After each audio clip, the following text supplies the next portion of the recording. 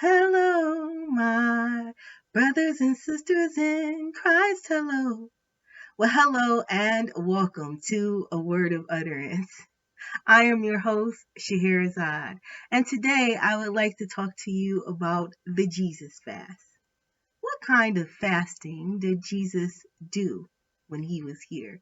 It says that he fasted for 40 days and 40 nights.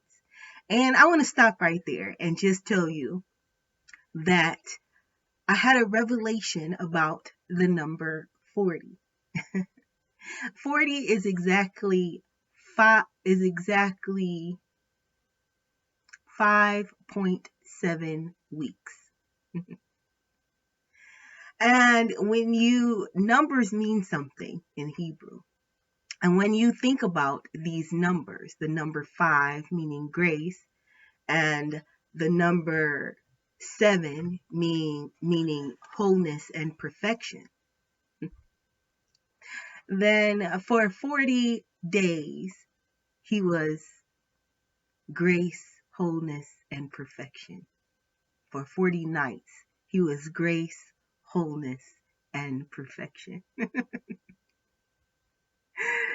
So I just wanted to add that little tidbit that I just learned yesterday. I thought it was awesome and I wanted to share it with you.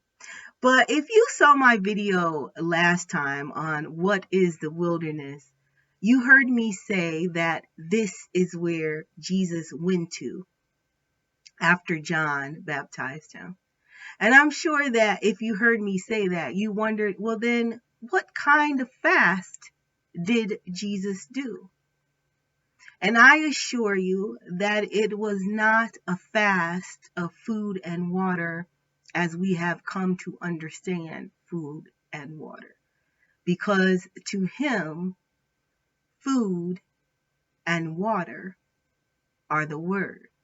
And he did not eat or drink any man's food or water for 40 days and 40 nights. So, no, his fast didn't have to do with food and drink. His fast was not like the Daniel fast. His fast was not sitting in sackcloth and ashes. But his fast was more like the fast written about in Isaiah 58, starting at verse 6, going through to about verse 13 or so. But I'm going to explain it and interpret it to you. And I have to read it to do so. So please listen. And I think that this is going to help the believer because you will understand exactly what he came to do, what his mission was. So let's listen to it and understand. He came to loose the chains of injustice and untie the cords of the yoke to set the oppressed free and break every yoke. Now, if you don't know, a yoke is something that is tied around an animal's neck and it is tied around another animal's neck. And those animals must move at the same speed or one will get hurt. When one bows to drink, the other one has to bow also, even if it doesn't drink, because they are tied together.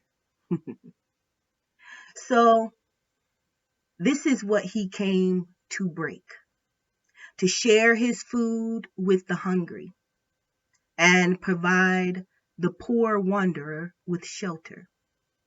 When he saw the naked, he clothed them. He did not turn away from his own flesh and blood. His light broke forth like the dawn. His healing quickly appeared. He went before them, and his glory was their rear guard. When they cried for help, he said, "Here I am." He did away with the yoke of oppression. and with the pointing of the finger and malice talk. He spent himself on behalf of the hungry and satisfied the afflicted soul.